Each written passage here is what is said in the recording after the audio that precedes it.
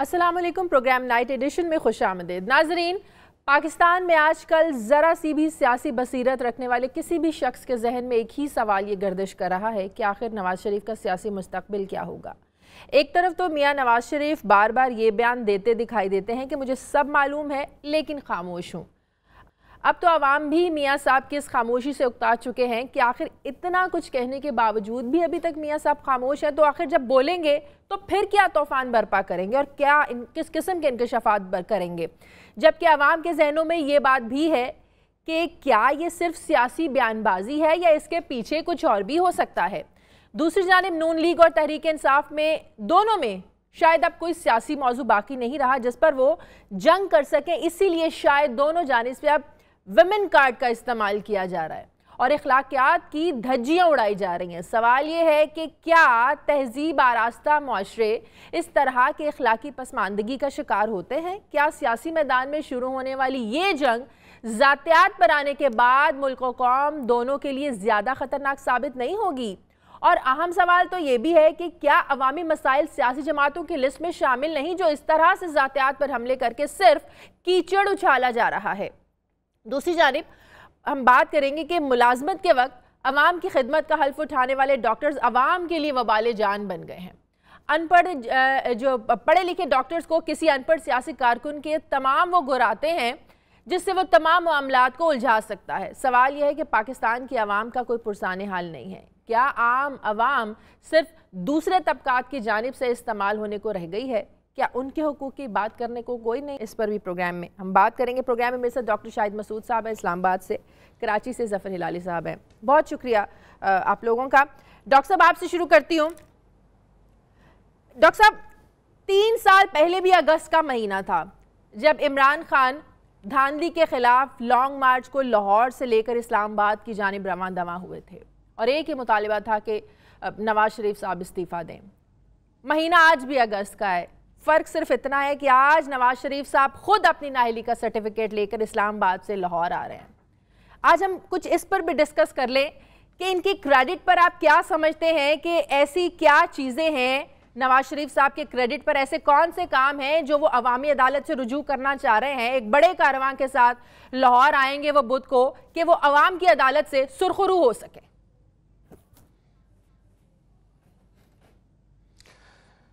शाहज़े, देखिए, आपने जो अगस्त की बात की ना, ये बड़ी इंटरेस्टिंग बात है कि उस वक्त इमरान खान और कादरी साहब आ रहे थे ये कहने के लिए कि जी आप इस्तीफ़ा दें क्योंकि धांधली हुई है इलेक्शंस में, आप गलत मुंतखब हो गए। और अब नवाज शरीफ साहब यहाँ से अपनी ही हुकूमत के ख़िलाफ़, यानी मुझे नहीं पता, यानी उनका मुतालबा तो नवाज शरीफ साहब से था, इनका मुतालबा किससे है मैं नहीं जानता। या तो ये शहबाज शरीफ साहब की हुकूमत गिराने जा रहे हैं या यानी ये पूछने जा रहे हैं कि मुझे किसने गिराया है, मतलब मैंने क्यों इस्तीफा दे दिया है। ये मैंने कई लोगों से पूछा कि ये किसके खिलाफ रैली है, किसी को कुछ नहीं पता। एक बात।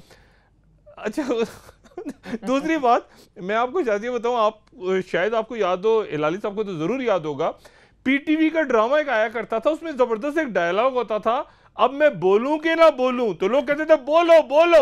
अच्छा, अब मसला ये है कि नवाज शरीफ साहब पिछले कोई 15 दिन से कह रहे हैं अब मैं बोलूं कि ना बोलूं, कहते बोलो बोलो, फिर वो चुप हो जाते हैं, फिर वो कहते हैं बोलूं।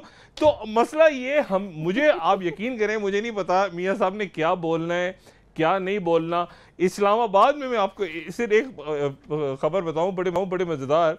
अभी थोड़ी देर पहले बड़ी जबरदस्त डांट पड़ी है हमारे भाई डॉक्टर ये जो कैट की मिनिस्टर है फजल साहब, डॉक्टर फजल हैं, डॉक्टर तारिक फजल चौधरी, पूरा नाम मेरे ज़हन में नहीं सता, तारिक फजल चौधरी साहब को डांट पड़ी है बड़ी ज्यादा कि वो जो ये 12 को पे लोगों ने जितनों ने जमा होना था उतने वो जमा नहीं हो सके। अच्छा। तो अब मसला ये है कि वो लोग जमा हो और फिर वो आगे गुजरांवाला तक पहुंचे। ये मशवरा देखिए आप जरा, ये मशवरा देने दुनिया के यानी बेवकूफ तरीन लोगों की अगर कोई लिस्ट बने तो उसमें ये दरबारी जो है ना 10-15 उनका नाम जो है ना ऊपर लिखा जाएगा। मशवरा क्या दिया जा रहा है कि जी आप सड़कों में निकलें और जब गुजरांवाला तक पहुंचेंगे तो जैसे पहले जज बहाल हो गए थे आपकी हुकूमत भी बहाल हो जाएगी। यानी अजीब मशवरा है। अच्छा, और मियां साहब वाकई इस मशवरे में आ गए कि मैं इतना अब ये एक जगह, अच्छा अब आप देखें इसमें तसादुम का कितना खतरा है। ये यानी निकलेंगे पंजाब हाउस से आएंगे ये डी चौक इस्लामाबाद, डी चौक से रावलपिंडी का मरी रोड से रवात में चौधरी निसार साहब, वहाँ मजदूर हायर हो रहे हैं कि जगह जगह ये नहीं होते ना लोग किराए पे मजदूर वगैरह, क्योंकि अभी इतनी मैं बता रहा हूँ डांट पड़ी है तारिक फजल चौधरी साहब को कि तुमने क्या किया है, ये तो मजा नहीं आया मियाँ साहब को। अब मुसीबत ये है कि इसमें कहीं खुदा न खास्ता तसादुम हो जाए, कहीं कोई दहशत गर्दी का वाकया हो जाए। डॉक्टर साहब यही आपको रोकती हूँ, आपने कहा कि कोई ऐसा वाकया ना पेश आ जाए, खुदा ना ख्वास्ता अगर कोई नाखुशगवार वाकया पेश आता है, इन्हीं की हुकूमत है मरकज में भी पंजाब में भी, यही आ रहे हैं लॉन्ग मार्च करने के लिए, यही आ रहे हैं इस्लामाबाद से लाहौर, तो जिम्मेदारी कौन लेगा? अब तो नहीं कहेंगे कि ऑपोजिशन है, साजिश है। बेनिफिशियरी ओनर कौन होगा? खुदा ना खास्ता अगर नवाज शरीफ साहब को कुछ हो जाए, अल्लाह ना करे मेरे मुंह में खाक, बेनिफिशियरी ओनर कौन होगा? जो उकसा रहा है उनको करें, जो ट्विटर पे लगे हुए हैं, मीडिया सेल करें। देखें सियासत जो होती है, ताकत बड़ी जालिम चीज होती है, बहुत जालिम। जफर इलाली साहब मुझसे बेहतर जानते हैं तारीख को भी और पाकिस्तान की तारीख को भी। बेनिफिशियरी ओनर कौन होगा? कौन उकसा रहा है? कौन इस तसादुम के रास्ते पे डाल रहा है? कौन सी शख्सियत चाहती है कि हर सूरत में 2018 में मैं नवाज शरीफ साहब की जानशीन बनूं?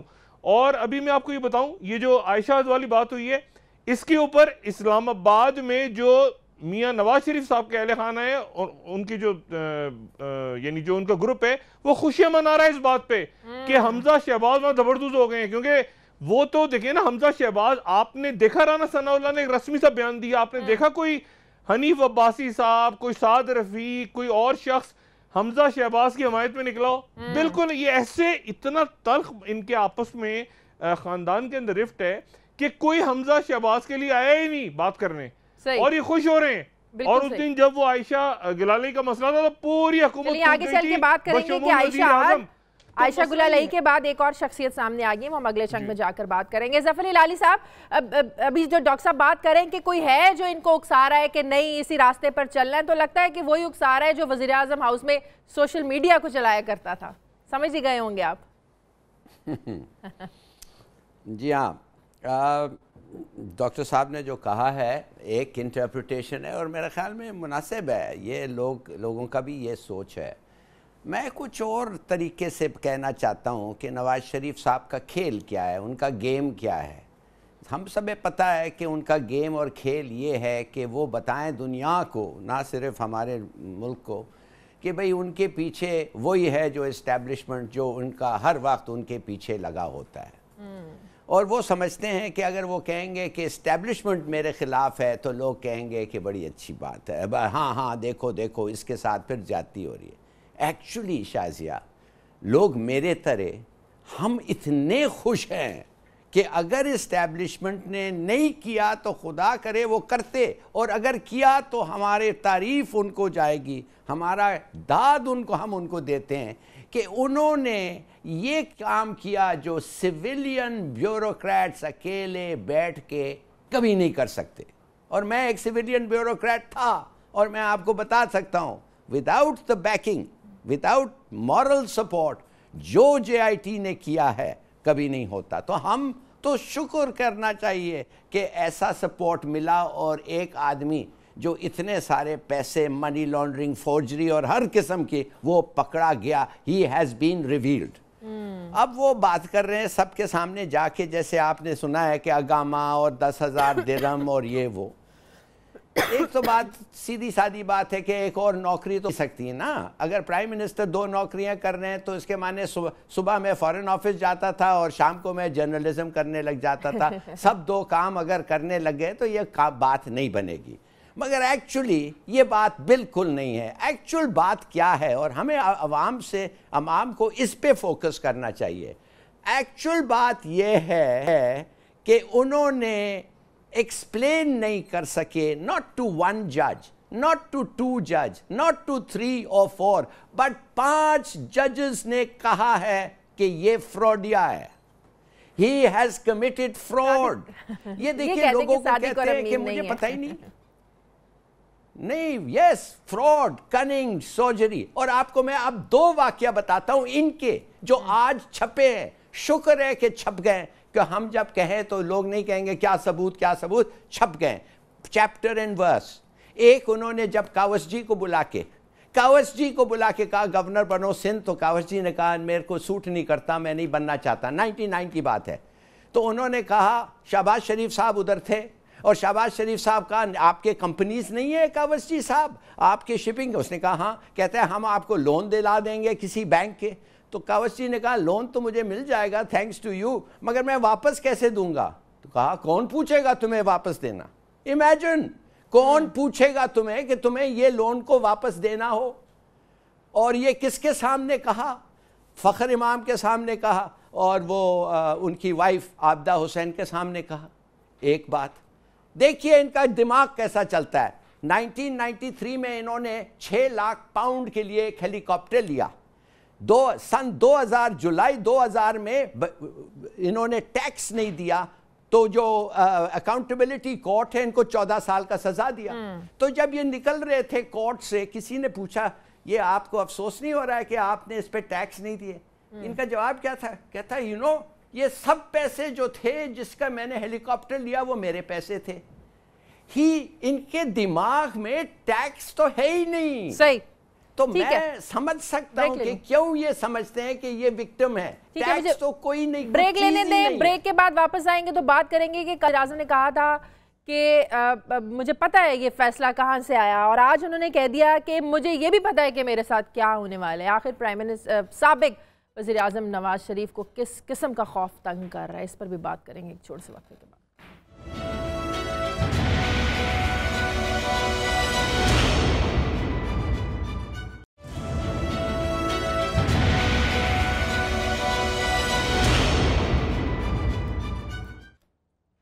ब्रेक के बाद खुशामदीद। डॉक्टर साहब, नवाज शरीफ साहब को ये भी पता है कि फ़ैसला कहाँ से आया है, उन्हें ये भी पता है कि आगे उनके साथ क्या होने वाला है। देखिए, एक आम शहरी होने के नाते मेरे अंदर भी तजस्सुस बढ़ता है जब वो इस तरह की बातें कर रहे हैं।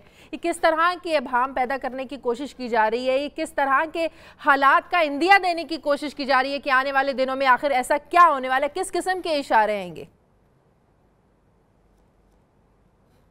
देखें शाजिया, नवाज शरीफ साहब की बात किसी आम आदमी को, या ये जीटी रोड पे जहां जहां खिताब कर रहे हैं, या इनके लोग अभी पहले पहुंच के खिताब कर रहे हैं, किसी को समझ कुछ नहीं आ रहा। देखें, एक होती है ना सीधी सी बात करें। मिसाल के तौर पे इमरान खान एक इल्जाम लगा रहे हैं या बात कर रहे हैं सीधी बात कि ये चोरी की है, ये पाकिस्तान का पैसा बाहर चला गया है, बाहर जायदादें बनी हुई हैं, अकामा जाली था। सीधी सीधी बातें समझ में आ रही है लोगों के। पैसा खाया गया है, इतने अरब रुपए चले गए बच्चों के नाम पे। ये जो बातें हो रही है ना कि हम जानते हैं पीछे क्या होता रहा, मुंतखब वजीर आजम को आइन दोबारा लिखेंगे, शराइत होंगी, ये आम गांव देहात के लोगों को, पाकिस्तान के आम शहरियों को समझ नहीं आ रही बात।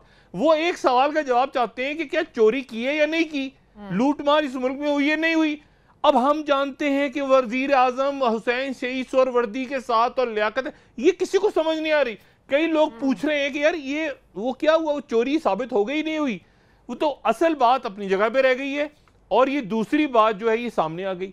और ये तकरीरें कर रहे हैं इनके लोग सारे, वो ये होता है, मुझे डर लगता है बाद में ये ना हो कि हजूरे वाला ये है वो गालियां, ये है वो तकरीरें जिनकी वजह से मुल्क में जमहूरियत चली गई। जैसे कहते हैं हजूरे वाला ये है वो सबूत, ये ना हो ये हजूरे वाला ये है वो गालियां। आपको पता है कैप्टन सफदर ने भी कहा है कि क्या पता हमारा अगला साल जेल में हो। बड़ी खौफनाक बात है, उनको ये चीजें भी तंग करी, इस तरह का खौफ भी नजर आ रहा है। कोई इस तरह के ख्वाब लगता है देख लिए उन्होंने। ये देखें, इतने सारे लोगों को बिठा के, और वहां पर ये यानी वो शायद हक्कान अब्बासी जो है वो उससे कोई ना सलाम दुआ कर रहा है, ना कोई उसको पूछ रहा है। वो सल्तनत अब्बासिया बहाल हुई है इतने 400 साल बाद या 700 साल बाद, वो खलीफा साहब से कोई बात नहीं कर रहा। पंजाब हाउस में सारे लोग जा रहे हैं, ना कोई वजीर उनका, ना कोई मुशीर उनका। और एक अजीब व गरीब बात में आपको और अहकामात लेने के लिए पंजाब हाउस जाते हैं ना, वो कौन सा अपने ताई फैसले कर रहे हैं अब्बासी साहब? वो वही जा नहीं। एक अजीब व गरीब बात, वो मुझे ये बताएं कि एक इस मुल्क में और इस खित्ते में सी पैक चाइना के साथ, अब चाइना ने कहा कि पाकिस्तान का इंटरनल मैटर है, उसमें एक साहब जो कि हमारे इंतहाई मोहतरम प्रोफेसर एहसन इकबाल साहब CPEC, Gwadar, vision 2050, presentation 5 star hotel, वो अचानक CPEC गायब हो गया, वो वजीर दाखिला बन गए। नहीं, उनका वो तो CPEC में थे 5 दिन पहले तक, वो पूरे मुल्क को समझा रहे थे मशरिकी रूट, मगरिबी रूट, नक्शे बना, वो अचानक कूद गए वजारत दाखिला में और उनके नीचे लग गए तलाल चौधरी। अच्छा, वो ऐसे इकबाल कह रहे हैं ये मेरे साथ क्या पख लगा दिए, क्योंकि ये तो डायरेक्ट मरीम को रिपोर्ट करेगा। अब मुसीबत ये है कि यहाँ पर यानी शाहिद खान अब्बासी पेट्रोलियम भी देख रहे हैं। अच्छा, हुकूमत में मैं मतलब एक लाइटर नोट पे बात कह दूं, ये पहली हुकूमत है जिसमें डीजल और LNG का इत्तेहाद भी हो गया है। इसको कोई गलत ना समझे, ये ऐसे ही मैं लाइटर नोट पे बात कह रहा हूँ। अच्छा, अब बात ये है कि वो पंजाब हाउस जा रहे हैं सारे, और पंजाब हाउस जाके कमाल दे रहे हैं। वजीर आजम जो है वो उनको समझ नहीं आ रहा कि मैं वजीर पेट्रोलियम हूँ, मैं कौन हूँ। वो कई वजीरों को कॉल कर रहे हैं। अच्छा, उनका प्रिंसिपल सेक्रेटरी कौन है? फवाद हसन फवाद। अब फवाद हसन फवाद उनको रिपोर्ट कर रहा है, उधर रिपोर्ट कर रहा है, अल्लाह जाने क्या। और सबसे खौफनाक बात शाजिया, मैं इस पे हिलाली साहब के भी कमेंट चाहूंगा, सबसे खौफनाक बात, सारे के सारे नए पुराने चेहरे आ गए। अच्छा, लेकिन एक अहम तरीन शख्सियत मैंने चेक किया, वो कौन है पाकिस्तान में? यानी एक अहम पोस्ट पे कोई नहीं आया, और वो है national security adviser general Nasir Janjua. वापस नहीं आए। अब मुझे आप ये बताइए कि अजीत डोवाल से बात कौन करेगा? तलाल चौधरी साहब करेंगे, यासिर इकबाल करेंगे, वज़ीर ख़ारजा। मुझे आप ये बताएं, मैं मास्टर से बात कौन करेगा? मुझे NDS से कौन बात करेगा?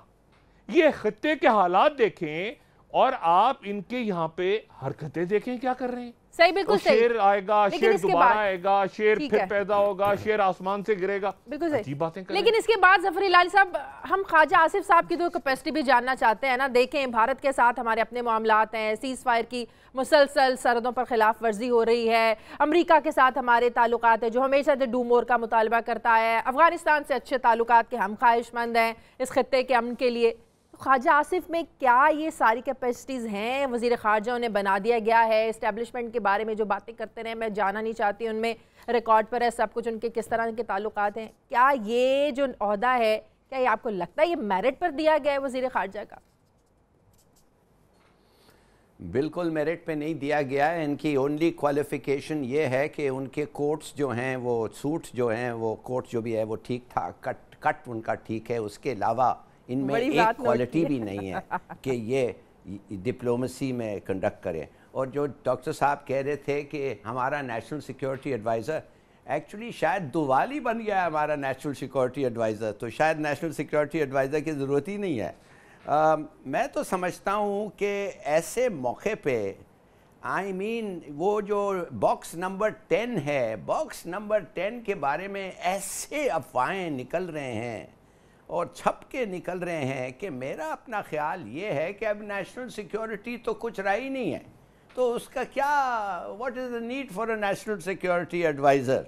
माने कि अगर आपके पास क्या, आपके फैक्ट्रीज़ में कौन काम कर रहे हैं और आपकी इन्वेस्टमेंट्स किधर हैं और कितना है, अगर ये सब बातें रिवील हो जाएं, और मुझे पता नहीं चल रहा है कि ये क्यों इसको दबा के रखे हुए हैं। भाई बताओ, हम आवाम हैं, हम आखिर टैक्स देते हैं, हम आखिर हमें सफ़र करते हैं, हर चीज़ जो हमारे हुक्मरान कर रहे हैं उसका बोझ बाद में हमारे पे आता है। तो खुदा के लिए बताओ कि अगर ये सब हरकतें हैं जो अब देखिए वो जो रिपोर्ट आया था महमूद रहमान कमीशन का, आखिर शेम ऑन अस, वो रिपोर्ट हिंदुस्तान में पहले पब्लिश हुआ। सोचिए तो सही, क्या आप मेरा तो मैं आपको बता नहीं सकता हूँ कि एक इंडियन आके कहता है कि भाई I have a copy of the Mahmood Rahman commission report, would you like to read it. मैंने कहा नहीं, वेल या क्या कहूँ भाई। तो ये जो कमीशन का है, ये बॉक्स नंबर 10, वो उधर ना छप जाए पहले, और ये बॉक्स नंबर 10 को बताओ, हमारा हक है कि ये बताएं। और मैं समझता हूँ अगर ये रूमर सही है तो फिर मेरे ख्याल में फैज़िया इट्स ऑल ओवर। फिर तो मेरे ख्याल में जो एम्बैरसमेंट हमें जो होगा एज अ कंट्री, कि भाई ये क्या है, किस किस्म के हुक्मरान हम ला रहे हैं और उनको हम अपने वो क्या कहते हैं, we are giving them control of our atomic secrets, हमारा वॉर एंड पीस के डिसीशंस। इस किस्म के लोग, तोबा तोबा।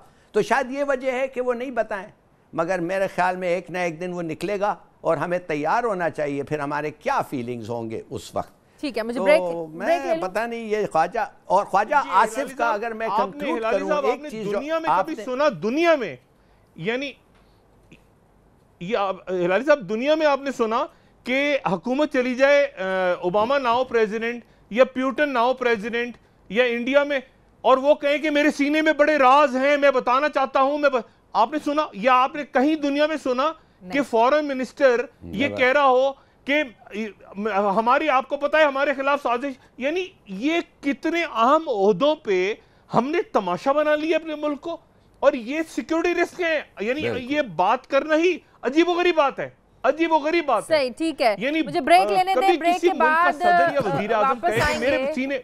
ब्रेक के बाद बात है, सही, ब्रेक के बाद वापस आएंगे तो इस पर भी बात करेंगे कि मिसाक जमहूरियत को मजीद बेहतर बनाने की कोशिशें हो रही हैं। आइन का आर्टिकल 62, 63 इसको ख़त्म करने की कोशिशें हो रही हैं, आइन में तरमीम की बातें की जा रही हैं। तो क्या आने वाले दिनों में 2018 के इलेक्शंस में आने वाले जो दिन हैं, क्या पीपल्स पार्टी और नून लीग में एक बार फिर से मुकमका हो सकता है? एक छोटे से वक्फे के बाद।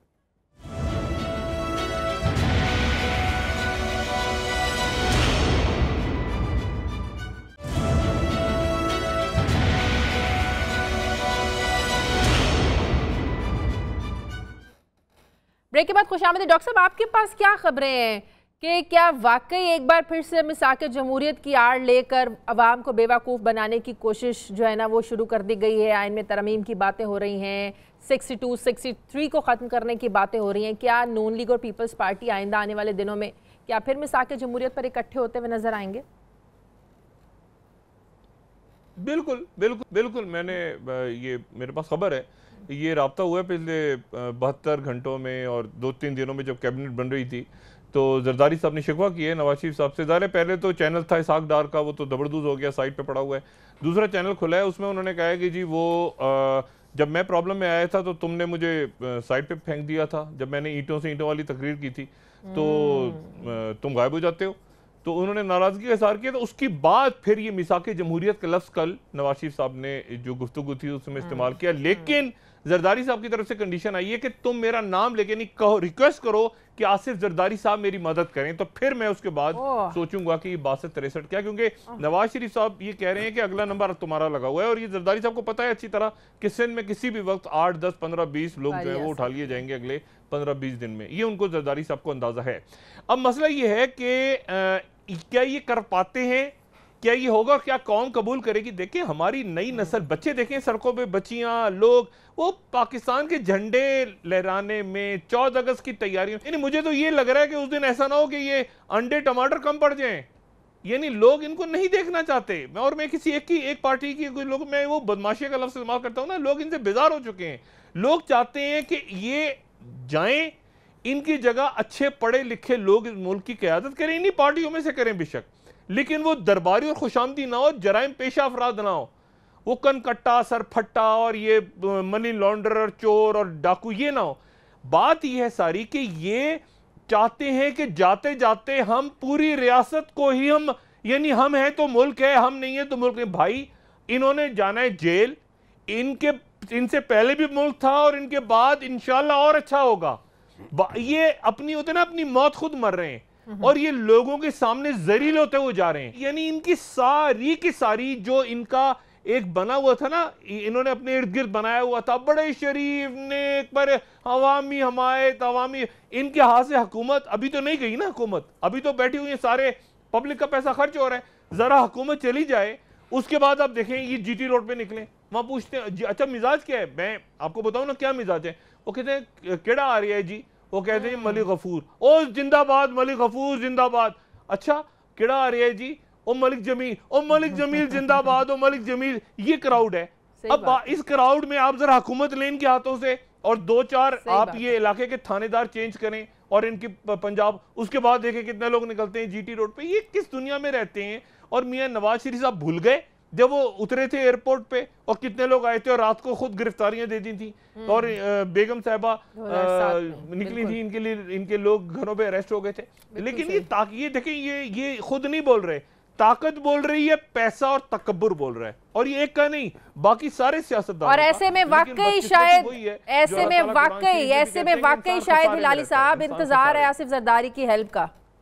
हिलाली साहब, शायद ये सवाल जो आपने पूछा है, ये बड़ा मुनासिब सवाल है। ना सिर्फ ये इनका गठजोड़ फिर हो सकता है, मगर अगर जरदारी रहा तो हो जाएगा। मगर आप पूछेंगे क्या आपका मतलब है जरदारी साहब रहें, इसलिए मैं कह रहा हूँ, आपको पता है कि जरदारी साहब इस वक्त काफ़ी बीमार हैं, he is a sick man, और जरदारी साहब को ट्रीटमेंट हुआ है, मेरे ख्याल में बर्लिन में उनको ट्रीटमेंट हुआ है, और वो ट्रीटमेंट एक सीरियस और इवेंचुअली टर्मिनल इलनेस का होता है। डॉक्टर साहब आपको ज़्यादा बेहतर बताएंगे। और मेरा अपना ख्याल ये है कि इस जरदारी साहब और बिलावल में अगर रिफ्ट हुआ और होगा, वो इसी बात पे होगा। बिलावल समझ गया है कि Nawaz Sharif is the kiss of death, वो जैसे कहते हैं ना, इट्स अ किस ऑफ डेथ, वो पॉइजन है किसी के लिए। नवाज शरीफ उसके पॉलिटिक्स के लिए, उसके पीपीपी के लिए, वो जो पीपीपी चाहता है, Nawaz Sharif does not fit in. मगर वालिद साहब जो हैं वो ये जमहूरियत और मिसाल डेमोक्रेसी करके वो आना चाहते, इसलिए शाजिया कि नवाज शरीफ और जरदारी साहब मस्ट को एग्जिस्ट टू एग्जिस्ट। अगर वो को एग्जिस्ट ना करे तो वो नहीं रहेंगे, दोनों नहीं रहेंगे, दोनों को ये पता है। इसलिए मैं कह रहा हूँ ये एक बहुत बड़ी आफत है, और इंशाअल्लाह ताला in the days that come ये ख़त्म होना चाहिए। ऐसा चल नहीं सकता है, इकॉनमी तबाह हो गई है। माने आपको मैं क्या बताऊं कि calamity has struck the economy. मुझे सीरियस पीपल ने कोने में ले जाके कहते हैं, लाली साहब वी कांट पे 2018 में हम दे नहीं सकेंगे, और उसके बाद डिमांड्स आएंगे। आपको पता है कि अगर आपने डेट लिया और पे नहीं कर सकते तो बहुत सारी चीज़ें, आपके मिशंस बंद हो जाएंगे, बिल्डिंग्स आपके ले लेंगे, हवाई जहाज जिधर रुके हैं वो सीज हो जाएंगे। तो भाई ये चीज़ों पे तवज्जो दो, नहीं कि एक लड़के ने क्या किया एक लड़की के साथ। यही मैं अब डॉक्टर साहब आपसे पूछने वाली थी कि क्या हो रहा है। हमने सिंध कार्ड का सुना था, मुहाजिर कार्ड का सुना था, अचानक से विमेन कार्ड जो है ना वो हमारी सियासत पर छा गया है। आयशा गुलालई, आयशा हद, और आज काफ लीग की साबिक MP सीमल कामरान, उन्होंने नया पिंडोरा बॉक्स खोल दिया कि राजा बिशारत की वो मनकूहा है, एक नए इल्ज़ामात की बारिश। ये हो क्या रहा है हमारी सियासत में?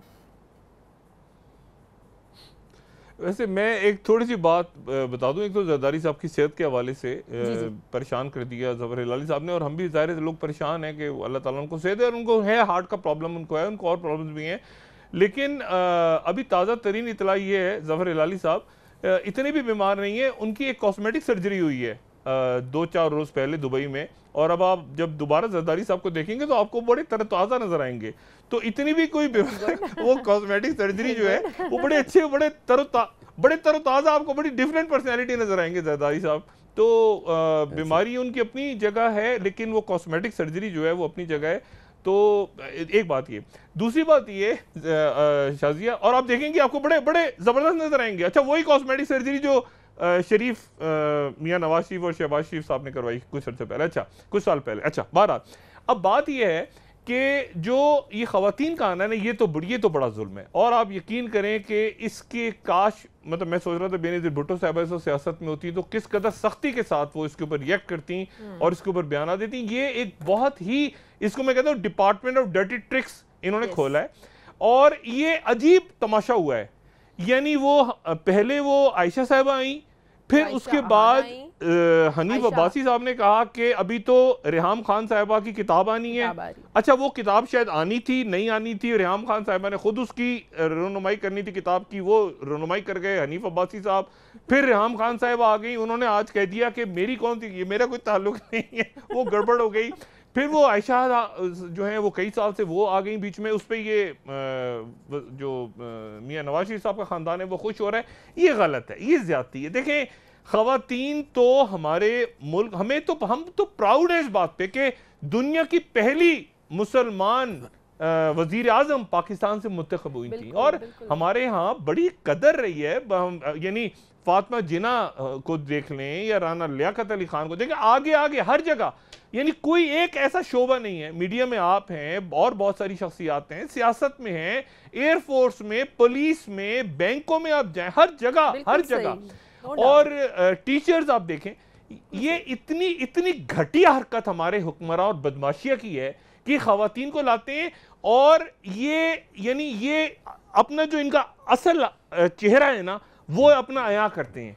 यानी जितनी, और आप यकीन करें कि जहां डिसिप्लिन आपने लाना हो ना जिस अदारे में, वहां खवातीन काम कर रही होती हैं, चाहे वो बैंक हो, चाहे वो एयरलाइंस हो, चाहे वो डिसिप्लिन आता है। और अच्छा और बेस्ट वो स्टेट बैंक की गवर्नर रही है हमारी, जो है वो कितने मुल्कों में। अब हमारी सेक्रेटरी खारजा खातून है इस वक्त। खवातीन आगे हैं, लीड कर रही हैं इस वक्त पाकिस्तान में। They are leading from the front. बिल्कुल सही। खवातीन जो इतनी इज्जत है हमारे माशरे में खवातीन की, और उसी इज्जत को पामाल किया जा रहा है। जी डॉक्टर साहब, मुझे ब्रेक लेने दे, ब्रेक के बाद आप इस पर भी एक सवाल करेंगे कि आखिर जो नून लीग है वो NA-120 का जो कैंडिडेट है उसको अभी तक फाइनल क्यों नहीं कर पाई, क्या खबरें। और उसके बाद डॉक्टर साहब मैं आपसे भी आकर ये सवाल पूछूंगी कि आप भी एक डॉक्टर हैं, ये शोबा इतना आपको एक सबक देता है कि इंसानियत जो ज़िंदगी है उसकी क्या कदर व कीमत है, लेकिन एक डॉक्टर इतना बेहिस कैसे हो सकता है, अपने पेशेंट्स को छोड़कर अपने मफादात की खातिर हड़तालें कर रहे हैं। एक छोटे से वक्फे के बाद।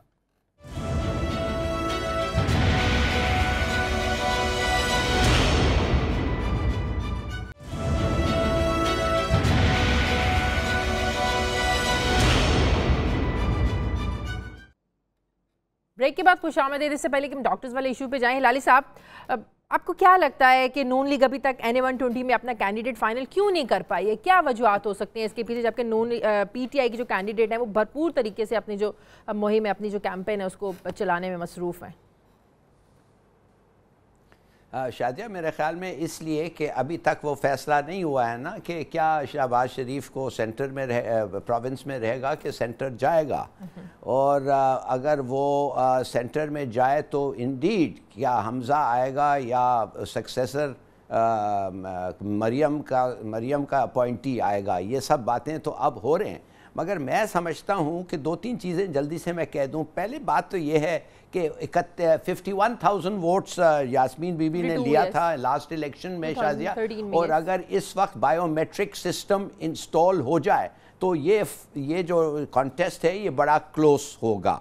इसलिए कि मुझे पता चला है कि इनर सिटी लाहौर में जो बिजनेसेस हैं वो इतना अच्छा नहीं कर रहे, और वो बिजनेस वाले जो हैं वो नाखुश हैं। प्रोजेक्ट्स जो चला रहे हैं वो तो ठीक कर रहे हैं, मगर इनर बिजनेस वाले जो हैं, ताजिर बिरादरी की बात कर रहे हैं ना, जिनकी एक बड़ी सपोर्ट है नून लीग की, अंदरून शहर में बड़ी सपोर्ट है। मगर सुना ये है कि मगर कुछ इम्पैक्ट हुआ है because small businessman are suffering.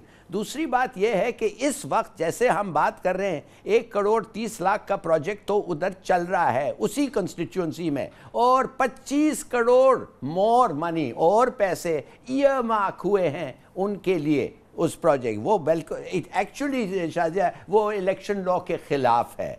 मगर जब आप समझते हैं कि पुलिस उनकी है, लोकल एडमिनिस्ट्रेशन DC उनका है, तो आप सोचिए। और उसके बाद CEC जो है चीफ इलेक्शन कमिश्नर, और उसका पूरा इरादा इन्होंने ही अपॉइंट किया, इन्होंने ही, इनके लोग हैं, और वो एक और किस्सा है। तो मेरे ख्याल में बहुत मुश्किल होगा यास्मीन को जीतने के लिए। मगर दुआ करें कि अगर इलेक्शन वाकई फेयर हो और फॉर अ चेंज अगर ये फेयरली एक्ट करें। बात ये ना कि वही इलेक्शन कमीशन है, वही सिस्टम है जिसको डॉक्टर साहब क्रिटिसाइज करती रही है PTI। सारा मुश्किल तो होगा ना डॉक्टर साहब, डॉक्टर यास्मीन राशिद के लिए इस इलेक्शन को विन करना।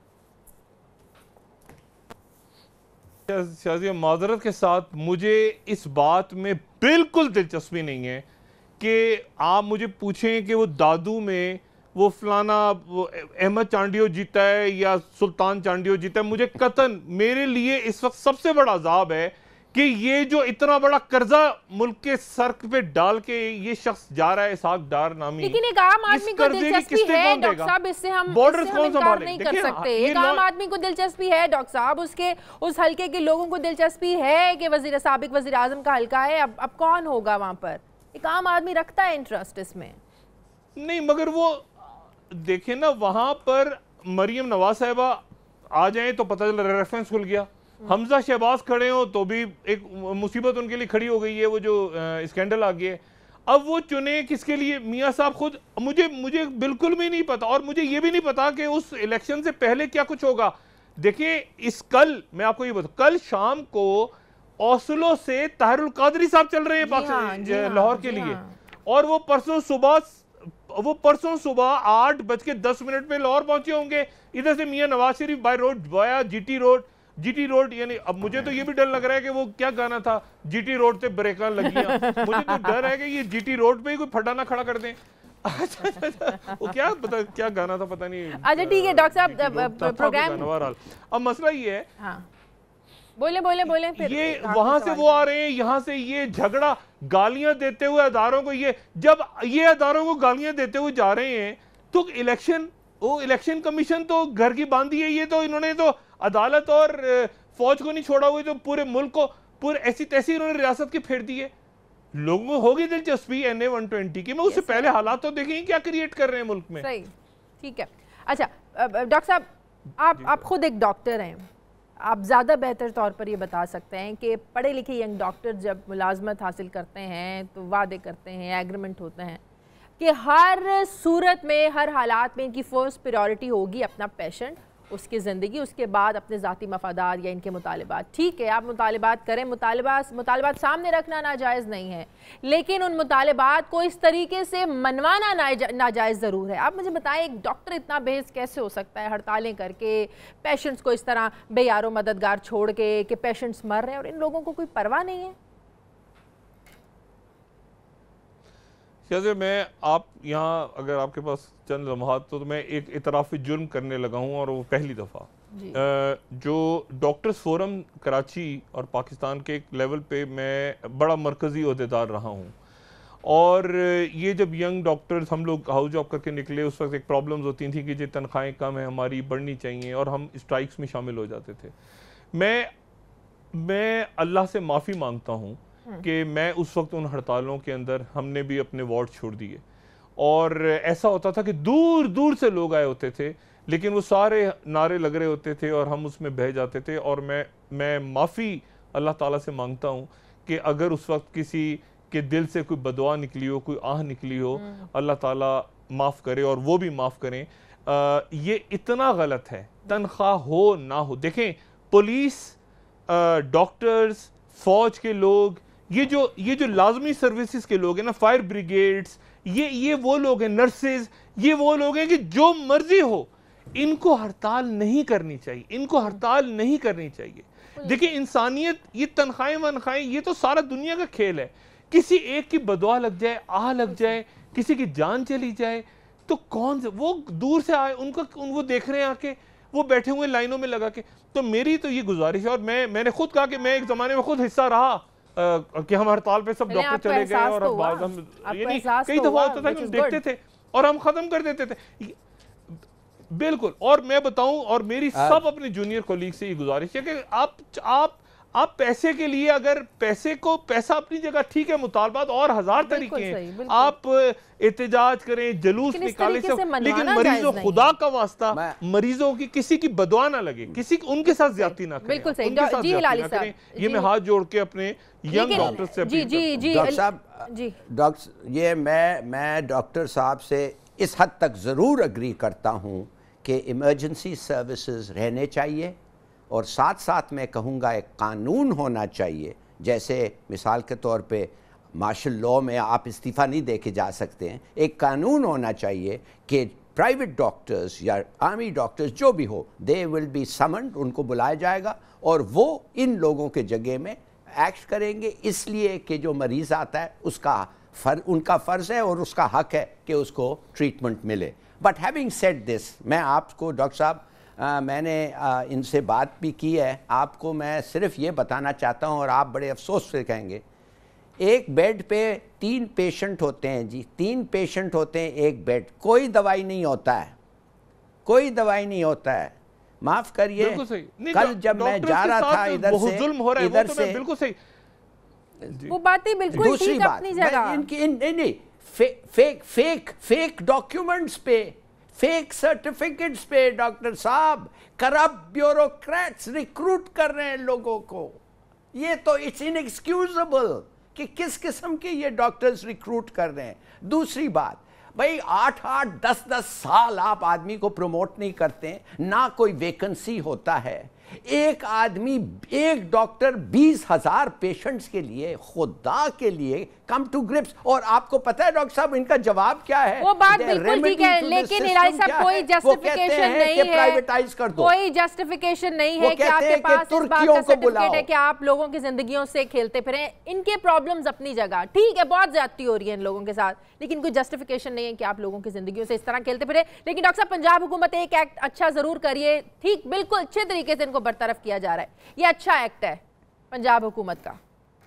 भाई ये तो चाहते हैं कि प्राइवेटाइज करें। मसाइल भी तो सुन देखिए, एक तो समझते हैं कि नहीं, बरतरफी हल नहीं है, उनके मसाइल तो भी तो हल, उनकी बात सुने। मैं डॉक्टर से कह रहा हूँ हड़ताल ना करें, मगर ये जो बैठे हुए ब्यूरोक्रेट्स, ये पोलियो के जो कतरे बच्चों को पिलाए जाते हैं, वो उसमें पैसा खा गए हैं। बिल्कुल सही कह रहे हैं, पोलियो आना शुरू हो गया, उसके पैसे खा गए हैं ब्यूरोक्रेट। ये देखे ना, ये कौन से लोग बैठे ऊपर, किनको? ये डॉक्टर आसिम हुसैन सारे जाली मेडिकल कॉलेजों को वो लाइसेंस दे गया। वो बात ये है कि वो डॉक्टर्स की बात सुने, उनके अपने मसाइल हैं, बिल्कुल ठीक, बिल्कुल ठीक करके मसले हल हो जाएंगे, मसले बिल्कुल ठीक कह रहे हैं आप। बहुत शुक्रिया डॉक्टर साहब, हड़ताल नहीं होनी चाहिए, डॉक्टर्स को चाहिए कि वो इस तरीके से हड़ताल ना करें, और हुकूमत को चाहिए इनके मुतालिबात को मानने के लिए कोई ना कोई रास्ता, कोई ना कोई हल निकालें।